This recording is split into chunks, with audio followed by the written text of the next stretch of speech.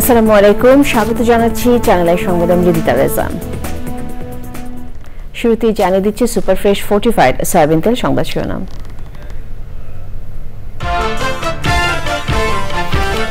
বৈশ্বিক পরিস্থিতির কারণে বাংলাদেশ কঠিন সময় পার করছে বললেন প্রধান উপদেষ্টা, সবাইকে ঐক্যবদ্ধ থাকার আহ্বান।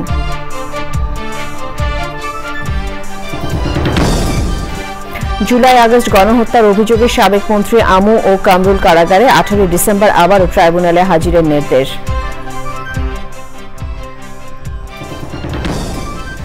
দেশের প্রয়োজনে হিন্দু মুসলিম একসঙ্গে লড়বে বলে বিএনপির মন্তব্য। আগরতলায় বাংলাদেশ কূটনৈতিক মিশনে হামলায় বিক্ষোভ।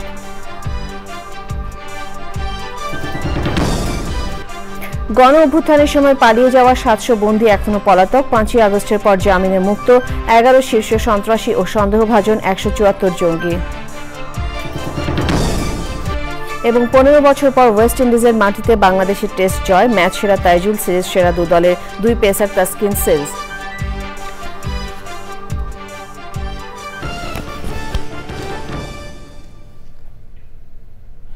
সংবাদ শিরোনামগুলো জানাচ্ছিলাম। এখনকার এই সংবাদ আয়োজন একই সঙ্গে চ্যানেলের ইউটিউব চ্যানেল এবং চ্যানেলের ওটিটি প্ল্যাটফর্ম আই স্ক্রিনে লাইভ স্ট্রিম হচ্ছে। প্রধান উপদেষ্টা প্রফেসর মোহাম্মদ ইউনূস বলেছেন, বৈশ্বিক পরিস্থিতির কারণে বাংলাদেশ বর্তমানে কঠিন সময় পার করছে। পরিস্থিতি উত্তরণে সবাইকে ঐক্যবদ্ধ থাকার আহ্বান জানিয়েছেন তিনি। দেশে বিদেশে বাংলাদেশ সশস্ত্র বাহিনীর নানান কর্মকাণ্ডের প্রশংসা করেন প্রধান উপদেষ্টা। চকমালিথার report. National defence services command and staff college কমপ্লেক্সে ন্যাশনাল ডিফেন্স কোর্স 2024 এবং আর্মড ফোর্সেস ওয়ার কোর্স 2024-এর সমাপনী অনুষ্ঠানের প্রধান অতিথি প্রধান উপদেষ্টা প্রফেসর মোহাম্মদ ইউনূস কোর্সে অংশগ্রহণ করা দেশি বিদেশি 150 জন অফিসারের মধ্যে সনদ বিতরণ করেন।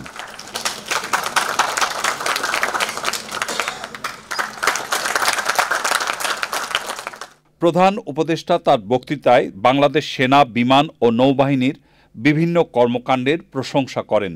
I am proud to notice the progress of the armed forces and their enduring contribution. Your commitment to safeguarding our nation has been exemplary. Bangladesh Armed Forces symbolizes resilience, patriotism, and steadfast dedication to peace. সবাইকে ঐক্যবদ্ধ থাকার আহ্বান জানান professor Mohammad Yunus. Globally, we are at strategically critical times,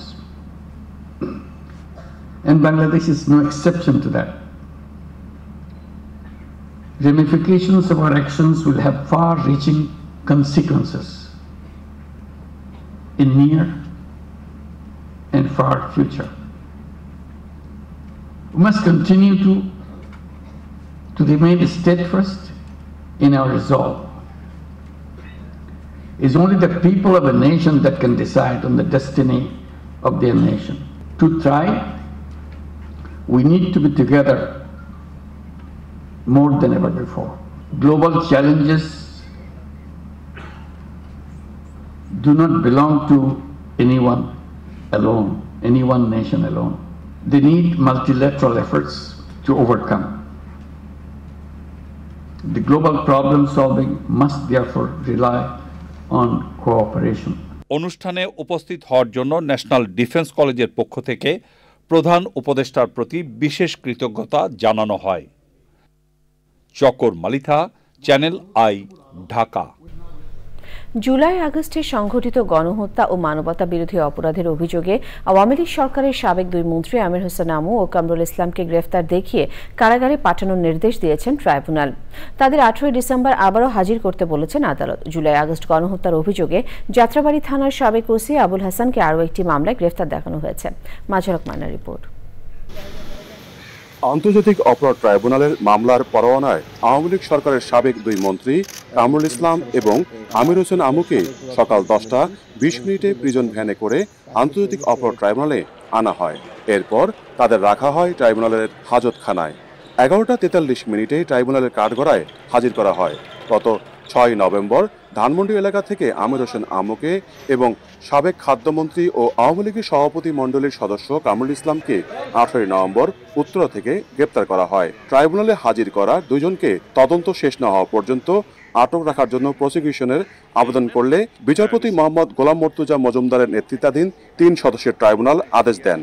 জনাব আমির হোসেন আমু এবং জনাব advocate Kamrul Islam কারা কর্তৃপক্ষ এই দুজন ব্যক্তিকে ট্রাইব্যুনালে উপস্থাপন করেন। তাদের বিরুদ্ধে ইতিমধ্যে তদন্তে যে সমস্ত অভিযোগ পাওয়া গিয়েছে আমরা সেগুলোকে ট্রাইব্যুনালের সামনে পড়ে শুনিয়েছি, তারাও শুনেছেন। ট্রাইব্যুনাল পরবর্তীতে আমাদের আবেদন মঞ্জুর করে তাদেরকে ট্রাইব্যুনালের মামলায় গ্রেফতার দেখিয়েছেন এবং কারাগারে প্রেরণের নির্দেশ দিয়েছেন। জুলাই আগস্ট গণহত্যার অভিযোগে যাত্রাবাড়ি থানার সাবেক ওসি আবুল হাসানকে দ্বিতীয়বারের মতো ট্রাইব্যুনালে হাজির করা হয়। এর আগে 20 নভেম্বর তাকে সহ অন্য পুলিশ কর্মকর্তাদেরও হাজির করা হয়েছিল। ইমাম হোসেন তাইম নামে একটা ছেলে, যাকে যাত্রাবাড়িতে গুলি করে হত্যা করা হয় এবং খুব কাছ থেকে গুলি করা হয়। তার বন্ধু তাকে পেছন থেকে জাপটে ধরে নেওয়ার চেষ্টা করা হয়, তখন তার বন্ধুকেও গুলি করা হয়। সেই বন্ধু তাকে ছেড়ে যখন পালিয়ে যায় তখন ওসি তদন্ত তাকে গুলি করে। পরবর্তীতে এই ইমাম হোসেন তাইমকে নিয়ে থানায় নেওয়া হয়।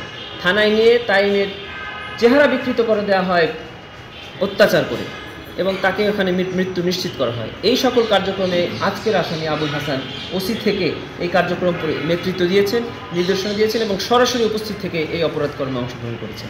গত 5 জুলাই থেকে 5 আগস্ট পর্যন্ত সারা দেশে সংঘটিত গণহত্যা ও মানবতাবিরোধী অপরাধের কয়েকশো অভিযোগ এখন পর্যন্ত আন্তর্জাতিক অপরাধ ট্রাইব্যুনালের তদন্ত সংস্থা ও প্রসিকিউশনে জমা পড়েছে। মাছফলক মান্না, চ্যানেল আই, ঢাকা। বিএনপির সিনিয়র যুগ্ম মহাসচিব রুহুল কবির রিজভী বলেছেন, সিরাজউদ্দৌলা মোহনলালরা যেভাবে একসঙ্গে যুদ্ধ করেছিল, প্রয়োজনে এদেশের হিন্দু মুসলমানরাও একসঙ্গে যুদ্ধ করবে। আগরতলায় বাংলাদেশের সহকারী হাইকমিশনে হামলার প্রতিবাদে জাতীয় প্রেস ক্লাবের সামনে বিক্ষোভ মিছিল করেছে বাংলাদেশ পূজা উদযাপন ফ্রন্ট। সেখানে বিএনপি নেতারাও অংশ নেন। মিছিলের আগে সমাবেশে রিজভী বলেছেন, যে কোনো ধরনের কট্টর পন্থাই মানবতা বিরোধী।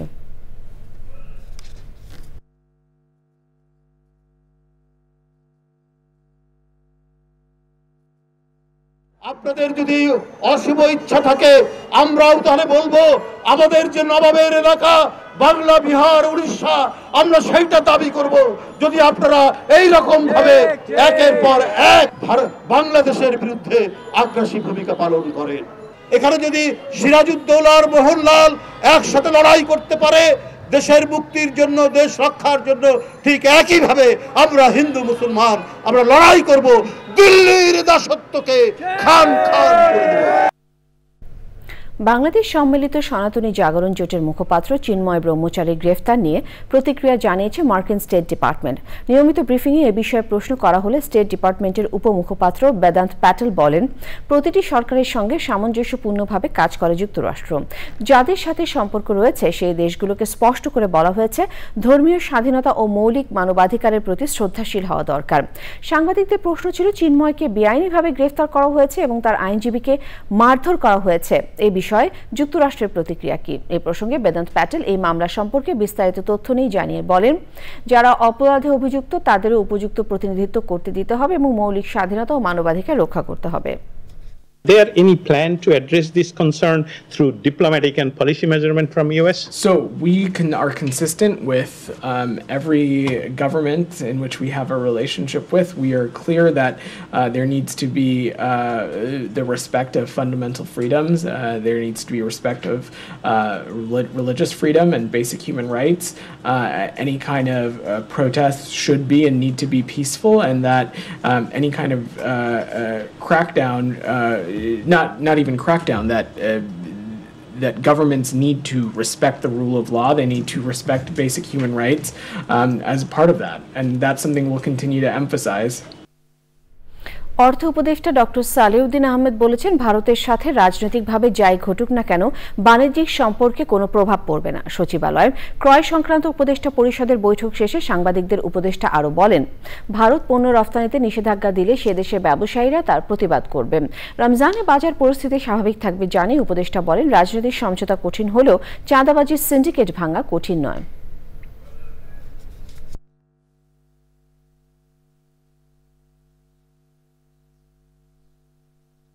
ভারতের সঙ্গে আমাদের কোনো কমার্শিয়াল ইস্যুতে বাণিজ্যিক ব্যাপারে এখানে কিন্তু রাজনীতির ব্যাপার আসছে না। আজকে আমরা যেটা করছি, ইভেন ভারত থেকে চাল আমদানি করবে যে না করবে এগুলো আমাদের প্রশ্ন না। যারা আমরা কম্পিটিটিভ প্রাইসে দেবে, দ্রুত দেবে এবং কোয়ালিটি এটা দিলে আমরা ভারত বা অন্য কান্ট্রি হিসেবে করতে না, সেটা বিভিন্ন দেশ, শুধু ভারত না, মায়ানমারের সাথে কথা বলছি, ভিয়েতনামের সাথে কথা বলবো। সো এইগুলোর ব্যাপারে আমরা রাজনীতিতে প্রবেশ করবে না। জুলাই আগস্ট গণ অভ্যুত্থানের সময় কারাগার থেকে পালিয়ে যাওয়াদের মধ্যে ৭০০ জন বন্দী এখনও পলাতক বলে জানিয়েছেন কারা মহাপরিদর্শক ব্রিগেডিয়ার জেনারেল সৈয়দ মোহাম্মদ মোতাহের হোসেন। তিনি আরও জানান, ৫ই আগস্টের পর ১৭৪ জন জঙ্গি ও ১১ জন শীর্ষ সন্ত্রাসী জামিনে মুক্ত হয়েছেন। ওবায়দুল রশিদের রিপোর্ট। রাজধানীর কারা অধিদপ্তরে কারা মহাপরিদর্শকের মতবিনিময় সভা। কারা মহাপরিদর্শকের বক্তব্যে বিভিন্ন বিষয়ের সাথে উঠে আসে কারাগার সম্পর্কিত প্রকাশিত সংবাদের বিষয়। বিশেষ প্রকৃতির বন্দীদের কারাগারে অভ্যন্তরে মোবাইল ব্যবহার, রাজার হালে থাকা, কারাগারের আয়াসী জীবনযাপন, হাতকড়া পরানো ইত্যাদি বেশ কিছু ঘটনা আমাদের দৃষ্টি এবং আপনাদের পরিবেশিত সংবাদের প্রতি আমাদের দৃষ্টি আকর্ষিত হয়েছে। বিশেষ প্রকৃতির বন্দীদের নির্ধারিত এলাকায় মোবাইল ফোন জ্যামার এবং সিসি ক্যামেরায় থাকা মোবাইল ফোন ব্যবহারের আসলে বর্তমানে কোনো সুযোগ আমি দেখছি না। বিধি মোতাবেক শ্রেণীপত্র বন্দী কিছু সুযোগ সুবিধা পেয়ে থাকেন, এটা অবশ্যই তার আলোকেই হচ্ছে এবং অতিরিক্ত কোনো সুযোগ সুবিধা আমাদের পক্ষ থেকে দেওয়া হচ্ছে না, এটা আপনাদের নিশ্চিত করতে পারি। পরে সাংবাদিকদের বিভিন্ন প্রশ্নের উত্তর দেন তিনি। ২২০০-র অধিক বন্দী আমাদের বিভিন্ন কারাগার থেকে পালাতে সক্ষম হয়েছিল। পুনরায় গ্রেপ্তার হয়েছেন ১৫০০-র মতো, অ্যারাউন্ড ৭০০+ বন্দী যারা এখনো পলাতক রয়েছে। জঙ্গিদের মুক্তি পেয়েছেন অ্যারাউন্ড ১৭৪ জনের মতো, বিভিন্ন যারা জেএমবি অথবা বিভিন্ন নামে ছিলেন তাদের মধ্যে। আর শীর্ষ সন্ত্রাসী নামে আমাদের ডেফিনেশনে ১১ জন মুক্তি পেয়েছেন। কারা মহাপরিদর্শক বলেন, দেশে ৬৯টি কারাগারের মধ্যে ১৭টি কারাগার বিভিন্ন কারণে ঝুঁকিপূর্ণ। তা আপনাদের নিয়মিত জানাবো। Obaidul Rashid, channel I, Dhaka. গত ৫ই আগস্ট রাজধানীর ওয়ারী থানা থেকে অস্ত্র ও গুলি লুট করে সে পিস্তল দিয়ে ২.৫ মাসের অন্তঃসত্ত্বা প্রেমিকাকে হত্যা করে প্রেমিক তৌহিদ। মঙ্গলবার প্রেস ব্রিফিংয়ে এসব তথ্য তুলে ধরেন মুন্সিগঞ্জ পুলিশ সুপার মোহাম্মদ শামসুল আলম। শনিবার সকালে ওই তরুণীর মরদেহ ঢাকা মাওয়া এক্সপ্রেসের সাইড লাইনে পাওয়া যায়। রাসেল মাহমুদের রিপোর্ট। সিসি ক্যামেরার ফুটেজে দেখা যায় ঘটনার দিন সকালে ঢাকা মাওয়া এক্সপ্রেস ওয়ের সাইড লাইন ধরে হাঁটছিলেন ওই তরুণী। সে সময় প্রকাশ্যে তার ওপর ৬ রাউন্ড গুলি করা হলে রাস্তায় লুটিয়ে পড়ে সে। খবর পেয়ে পুলিশ ও বিভিন্ন সংস্থা হত্যাকাণ্ডের মোটিভ উদ্ঘাটনের মাঠে নামে। বেলা ১১টা পর্যন্ত অজ্ঞাতনামা অবস্থায় শাহিদার মরদেহ ঘটনাস্থলেই পড়েছিল। মরদেহ থানায় নেওয়ার পর তরুণীর মোবাইল ফোন উদ্ধার করা হয়। রোববার দুপুরে প্রেমিক তৌহিদকে আসামি করে শ্রীনগর থানায় হত্যা মামলা করেন নিহত তরুণীর মা। ছেলের নাম তৌহিদ, সবসময় যাইতো, আমি না করতাম তবু সেরা ডাকতো, যাইতো গা।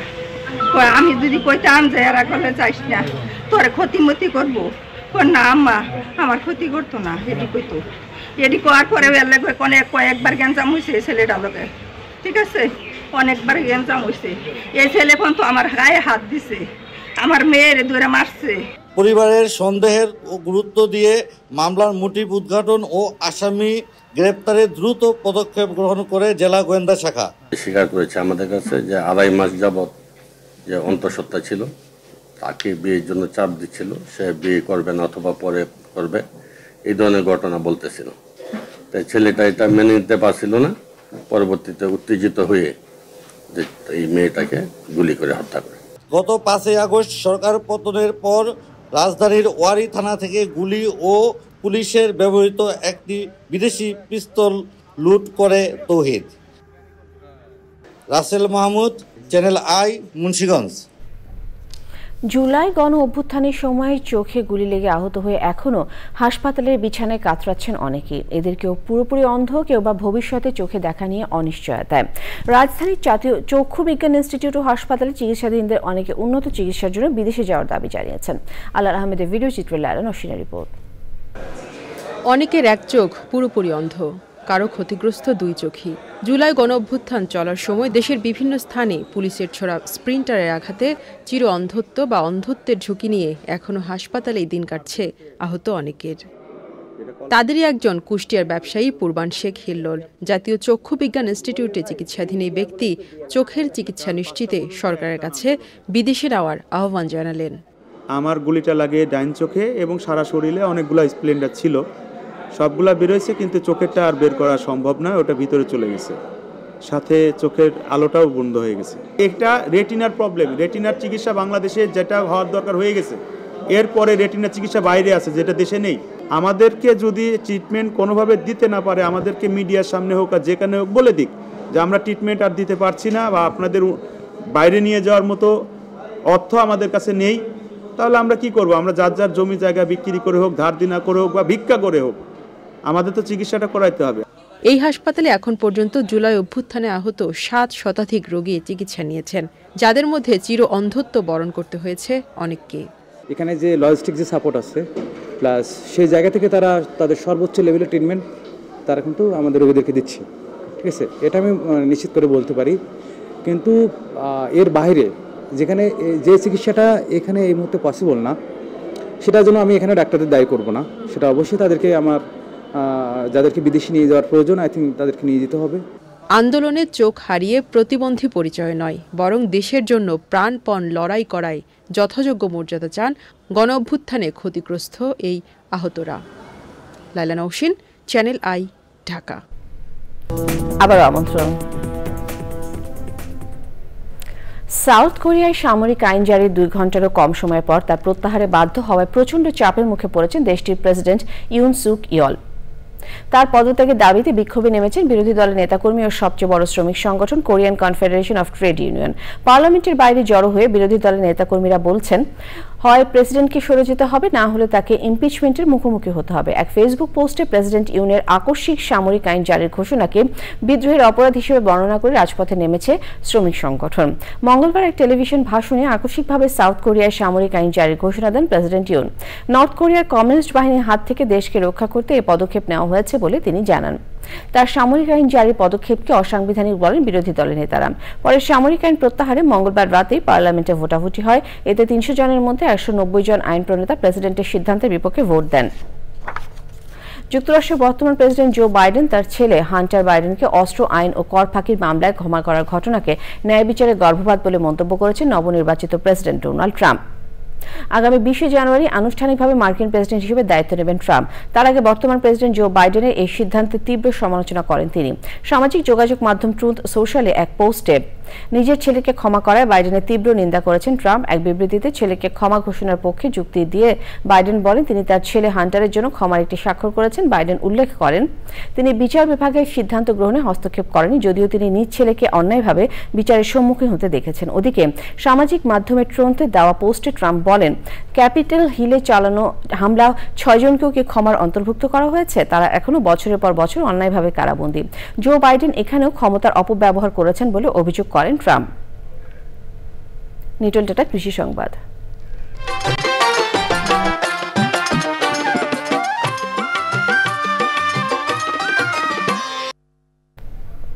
প্রতি বছর ঝড়, জলোচ্ছ্বাস সহ প্রাকৃতিক নানান দুর্যোগে সাতক্ষীরার ভূপ্রকৃতি অতি দ্রুত পাল্টে যাচ্ছে। এতে করে জলাবদ্ধ পতিত জমির পরিমাণও ব্যাপক হারে বৃদ্ধি পাচ্ছে। জলাবদ্ধ পতিত জমিতে পানি ফলের চাষ নতুন সম্ভাবনার পথ দেখাচ্ছে অনেক চাষিদের। সাতক্ষীরার প্রতিনিধি আবুল কালাম আজাদের তথ্য, ভিডিওচিত্র রাজীব আহমেদের রিপোর্ট। মাত্র 1 দশক আগেও পানি ফলের বাণিজ্যিক চাষ সম্পর্কে তেমন কোনো ধারণাই ছিল না স্থানীয় কৃষকদের। সাতক্ষীরার দেবহাটা উপজেলার সখীপুর এলাকায় কয়েকজন কৃষক বীজ সংগ্রহ করে পতিত জমিতে এ ফলের চাষ শুরু করেন। আমি 6 বিঘা জমিতে চাষ করছি। 1 বিঘা জমিতে 15 থেকে 20,000 টাকা খরচা হয় আর 70 থেকে 1 লক্ষ টাকা ইনকাম হয়। ব্যাপক একটা লাভবান ফসল, আর এখানে কর্মসংস্থানের ব্যবস্থা হচ্ছে অনেক। পানি ফলটা খাচ্ছি ভালো, খাদ্য সুস্বাদু, এখান থেকে বাড়ির লোকজন এসে কিনে খেতে দিই। দেশের বিভিন্ন প্রান্তে যায়, এখানে দেশ দেশান্তর থেকে অনেকে আসে, এই ফল নিয়ে যায়। টোটাল বাংলাদেশের 64টা জেলায় আমাদের এই ফলটা ক্রয় বিক্রয় হয়। চাষিরা জানান প্রতি বিঘা পানি ফল চাষে খরচ হয় 20,000 টাকা, যা বিক্রি হয় 30 থেকে 40,000 টাকায়। 6টা সকাল থেকে 12টা পর্যন্ত তুললে আমরা 350 টাকা জনের দাম পাই। আর এই চাষটা যথেষ্ট আমাদের এলাকা বহু শ্রমিক খাটতে পারে, তাতে সবাই সুস্থ আছে। আমি একজন স্টুডেন্ট, আমি এখানে কাজ করি, এখান থেকে যা উপার্জন যা পাই পারিশ্রমিক পাই, তাই দিয়ে আমি আমার পড়াশোনা চালাই। পানি ফল চাষের জন্য কৃষি বিভাগ কৃষকদের সহযোগিতা ও পরামর্শ দিচ্ছে। কৃষকগণ যদি এটি আরো প্রসার করে তাহলে তাদের যেমন আর্থসামাজিক অবস্থার উন্নয়ন হবে, আমাদের জমির সুব্যবস্থাপনা হবে। বর্তমানে উৎপাদিত পানি ফল জেলার গণ্ডি পেরিয়ে রাজধানী ঢাকা সহ দেশের অন্য জেলাগুলোতেও চলে যাচ্ছে। Rajib Ahmed, channel I. প্রকৃতি সংবাদ।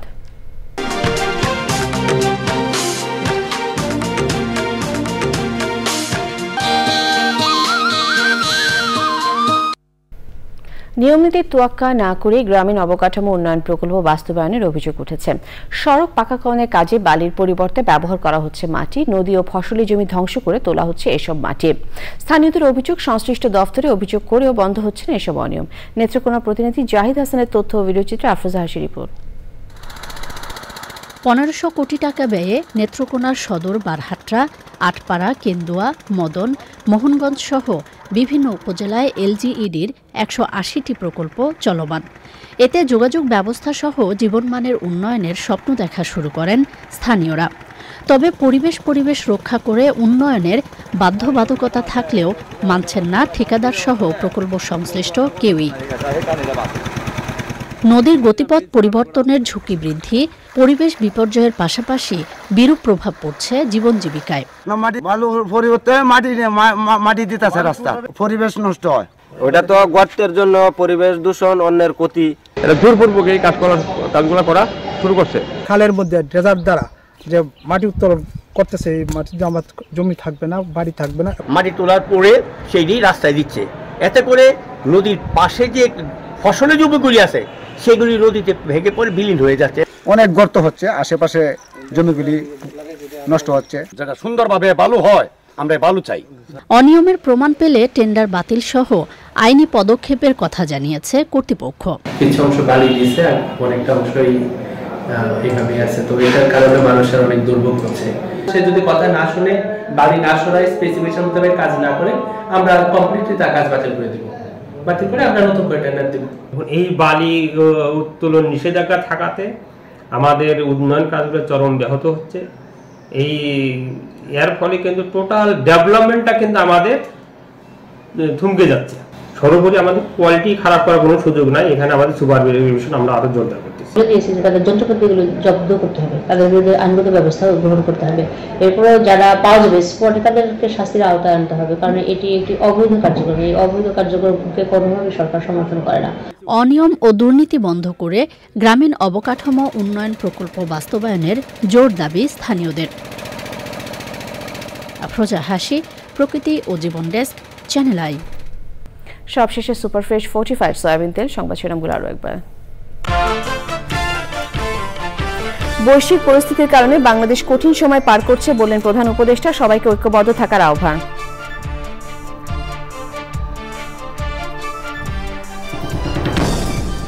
জুলাই আগস্ট গণহত্যার অভিযোগে সাবেক মন্ত্রী আমু ও কামরুল কারাগারে, 18 ডিসেম্বর আবারও ট্রাইব্যুনালে হাজিরের নির্দেশ।